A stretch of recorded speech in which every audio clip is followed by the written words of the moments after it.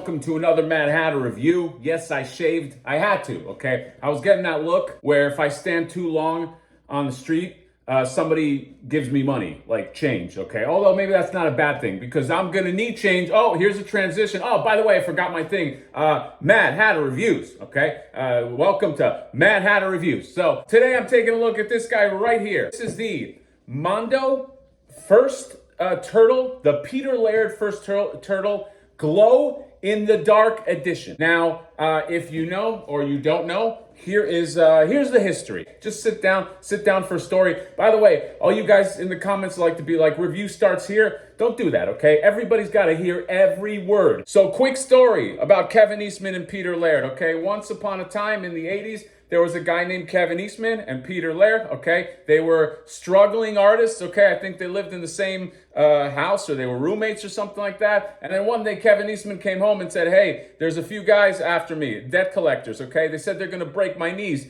And Peter Laird is like, well, let's fucking jump them before they could jump you. Kevin Eastman was like, I got a better idea. Let's make up a property that'll just make us a lot of money and then none of us have to worry, okay? And Peter Laird is like, you know what? That's true because I'm kind of low on rent.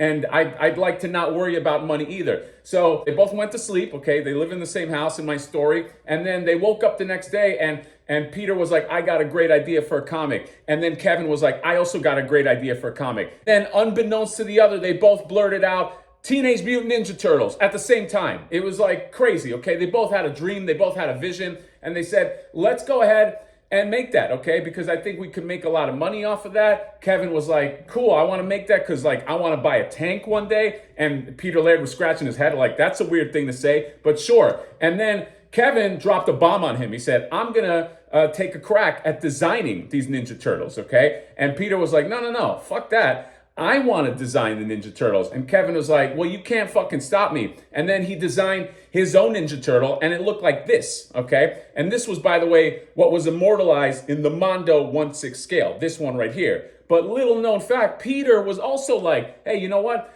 I'm gonna fucking take a crack at designing them too. And then he came out with this bad boy right here, okay? And they both showed it to each other. They both showed their designs to each other and they said, you know what? Let's meet in the middle. And they did the fucking Dragon Ball Kamehameha Super Saiyan mesh thing. And then out came the Ninja Turtles that you know. That's the story. It's 100% true. If anybody says otherwise, they're lying. And that brings us here to the Peter Laird first turtle, okay? This is the one designed by him. Now, if you know or you don't know, this is made by Bottleneck Gallery and Ish, okay? And they have a version that went up a few months ago, the color version, I think, and like a deluxe bundle. Those have sold out since, but this piece right here is technically going to be available. Now, the deal is he is going to be an exclusive at DesignerCon, which at the publishing of this video should be tomorrow, I think. No, or maybe the same day, Friday, Saturday, or Sunday. They're only gonna have 300 of these, okay? And then they are going to also make an allotment online, but the allotment online, I believe, is only for people that got the deluxe bundle, okay? So really,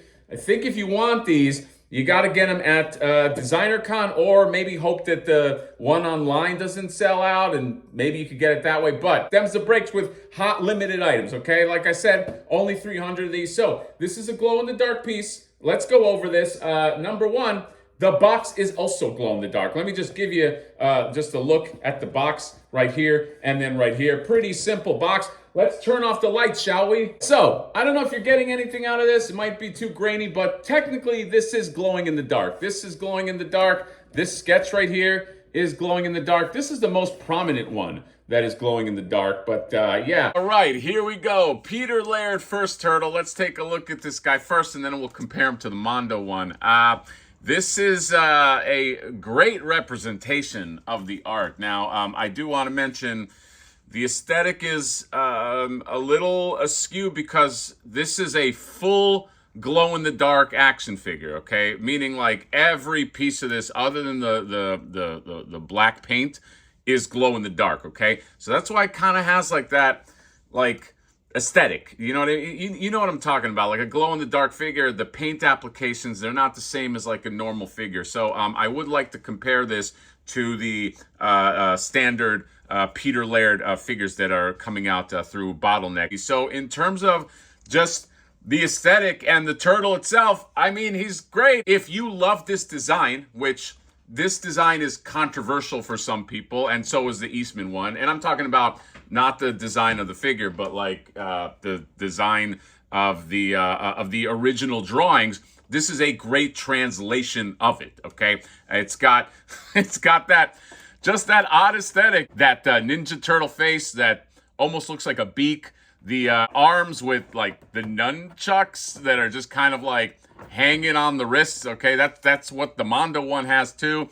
And just the shell work right here. It's got these circles here. It's got like this kind of like segmented look on the shell. Now, as far as I know, I don't know if he did like a complete turnaround on his version of the turtle. So I don't know if this was kind of like invented, or there might be like Peter Laird art where it shows the back and the shell. But yeah, there you go. His tail, check out his tail. I mean, it looks a lot more tail-like and less like a you-know-what. He's an odd duck, okay? I'm not gonna I'm not gonna lie. Very much a concept figure, and it's in that regard, it's kind of like a part of history. I do love the way they have just translated like the black lining and everything. They just made it feel very, very comic booky. If we want to just go over articulation, there's not a lot of it, okay? You don't really get this for articulation, but the head can swivel. Okay, he does that. Okay, so you can look to see if anybody is attacking him from the back right there. And then